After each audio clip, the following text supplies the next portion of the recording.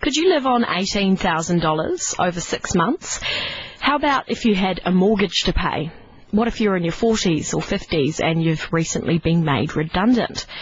Well, that's the cut-off threshold for the liquid assets wait time for Newstart. The government now wants to extend that wait time from 3 months to 6 months.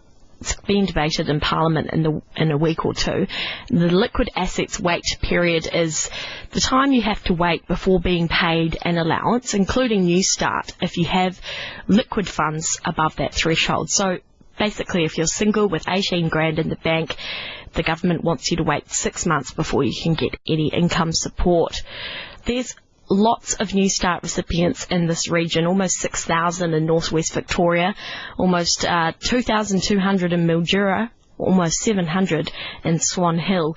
Shadow Minister for Families, Burney, says it will disproportionately impact middle-aged and older Australian workers. She joins you now. Good morning, Ms Burney. Good morning, Esther. Linda's fine. Thank you. Can you tell us about why you believe it will disproportionately impact those middle-aged and older Australians? Yes, of course. The bill that we're talking about is called the Social Service Payment Integrity Bill, and you're absolutely correct. It will be debated in Parliament in the final 2 weeks sitting, which are coming up next week. You're also very correct that there are a large number of people in northwest Victoria, Mildura and Swan Hill that are recipients of Newstart. And in Victoria, there's 154,000 people on Newstart. The reason Labor is very disturbed about this bill are for the very reasons that you've outlined, Esther, that it's going to disproportionately affect older men in particular who have been made redundant or whose industry, for example, the car industry, is no longer existing in Australia.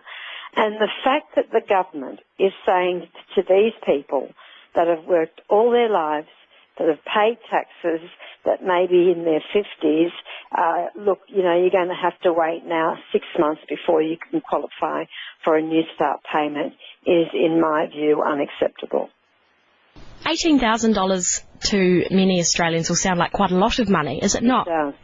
It isn't. I mean, 18,000 for singles and 36,000 for couples.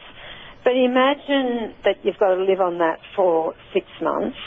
And it's not just cash in hand. It's also a whole range of other mechanisms that count towards your liquid assets, including things like potentially loans to other people, redundancy payments that have not been made, shares and term deposits and so forth. So those sorts of things are added into the amounts. It's not just cash in hand or cash in the bank. And imagine if you get sick. Imagine if your car has to be replaced, you have to relocate. There is absolutely no buffer left at all for these people that have worked all their lives and paid taxes.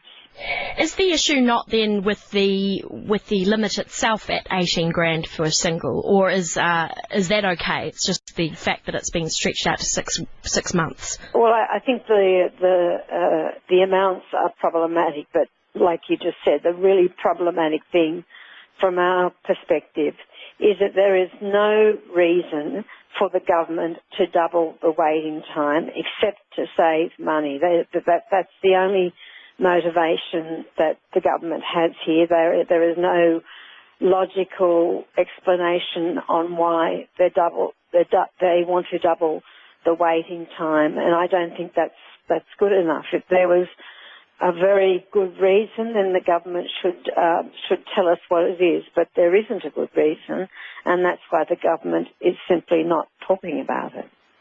We have contacted the Minister for Families, Anne Ruston, to speak this morning. She was unavailable today, but has provided a statement which I will read when we finish. But she's basically said that the welfare system must remain sustainable for supporting those most in need. Well, there is no argument that the welfare system has to remain sustainable. and that means it needs to be there for people who qualify for a social security payment and should not be punished because they've got a redundancy, for example. And that's what we're seeing here. And to me, the government's rhetoric does not satisfy at all. If they say the best form of welfare is a job, well, you try and get a job if you're 55 and have worked in the one industry all your life. It is not that easy. So what action will Labor be taking on this, debating it in Parliament? Yes, we will. It's already had some discussion in Parliament, and we have indicated that we will not be supporting this bill because of the very reasons that I've outlined. Thanks very much for your time this morning. Thanks, Esther. That's the Honourable Linda Burney, Shadow Minister for Families and Social Services.